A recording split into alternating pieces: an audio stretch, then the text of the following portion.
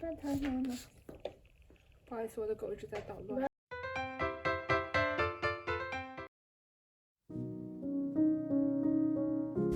嗨，大家好，我是袁若风。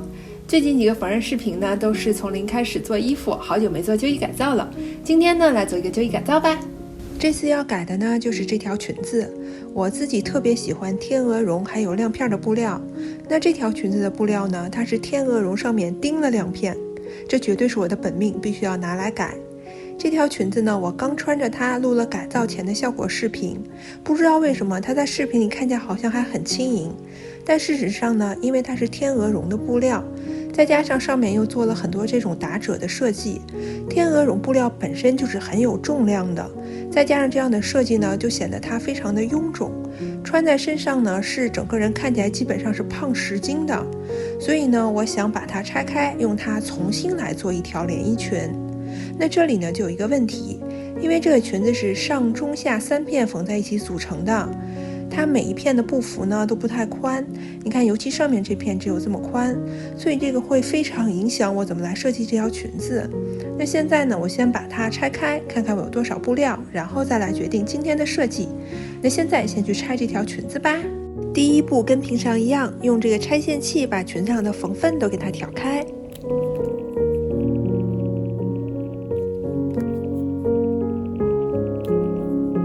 2 hours later， 这是我裙子拆好之后得到的布幅最宽的一块布料，但是也只有这么宽。那它显然是不能单独拿来做下裙的，所以我现在要先想办法设计完成我的下裙，然后再来处理上身部分。这个是原先的裙子，拆开之后呢，就变成了3个这样的长方形，其中布幅最宽的呢是中间的这一片。那我打算拿中间这一片的一部分用来做新连衣裙主体的下裙。那这裙子呢，我不会给它做到很宽，大概就是比包臀裙稍微再宽一点。然后因为这个布幅呢，虽然是3个里头最宽的，但是这个裙长作为裙长来说依然太短了，所以呢，下面我要给它加一个荷叶边来延长它的长度。那我就用最窄的这一块，还有这一片剩下的部分，我把它对半裁开，然后把它们拼在一起，做这个下裙下边的荷叶边。这下裙做完呢，剩下有多少布料，我再来决定上身的设计。那现在先来做下裙的部分。首先要决定我用多长的一块布来做下裙。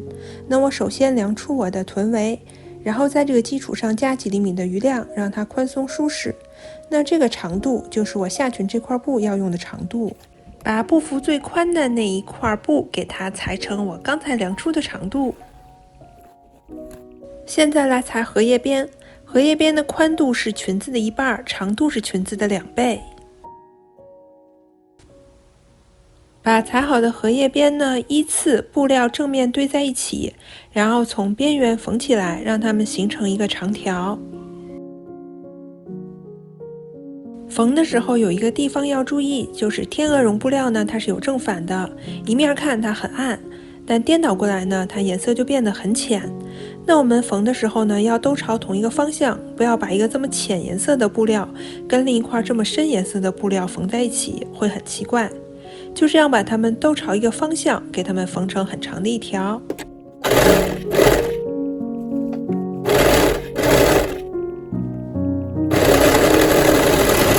都这样子缝在一起之后呢，对它的下摆进行包边。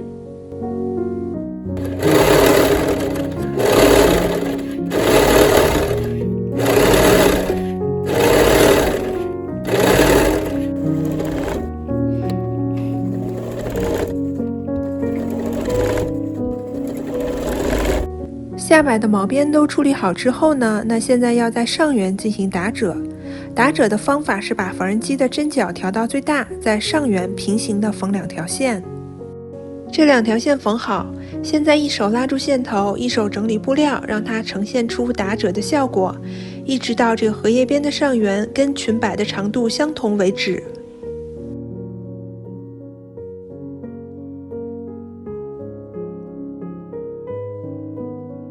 把这个打好褶的荷叶边和之前裙子的下摆布料正面堆在一起，然后从边缘给它们缝起来。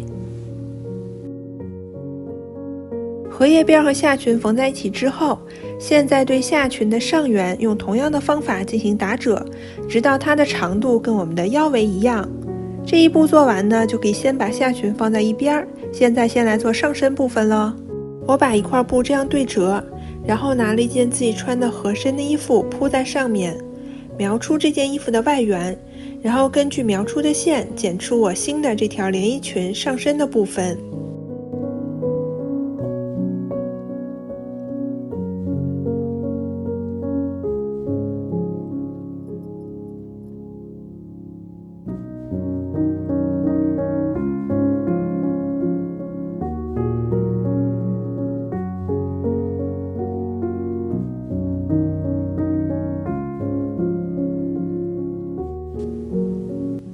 我把裁好的上身部分对折，检查两边是否对称，没问题之后呢，就可以把侧缝线给它们缝起来了。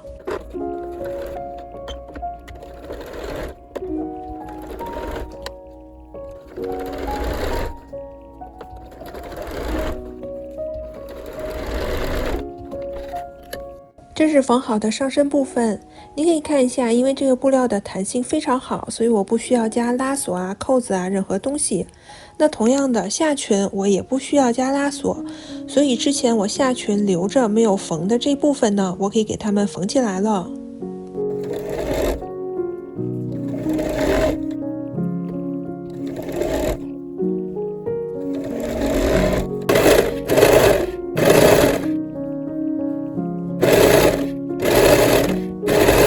接下来呢，要把裙子跟上身部分从腰上缝在一起。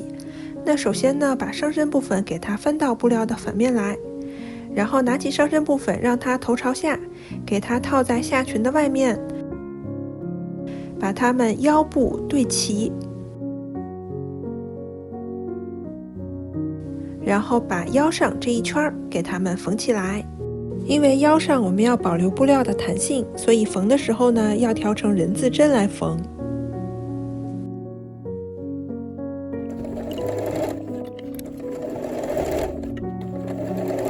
我刚才把这个裙子上身试穿了一下，然后拿一个别针标记出了我希望的领口高度。现在呢，把这个别针取掉，我要在标记过这个点往上留出几厘米的缝份，多余的部分呢就可以给它裁掉了。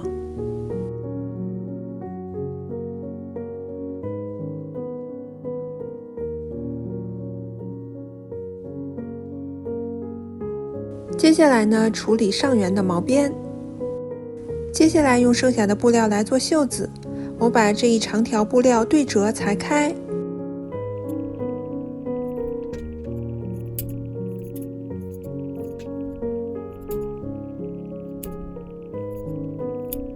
我在裁好的袖子布料上下各给它缝了一个通道，这是之后要用来穿松紧带的地方。我现在已经把袖子给它缝成一个筒状了。那接下来呢，就以裙子的袖口为参考，在袖子上做出跟裙子的袖口连接的地方。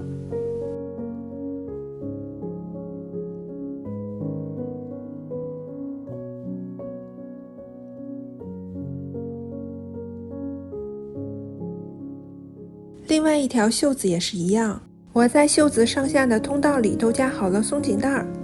那接下来呢，就是把袖子跟裙子主体从袖口的部分给它们缝在一起，就这样把两条袖子都跟裙子缝在一起。那今天的旧衣改造也就完成了，一起来看前后的对比吧。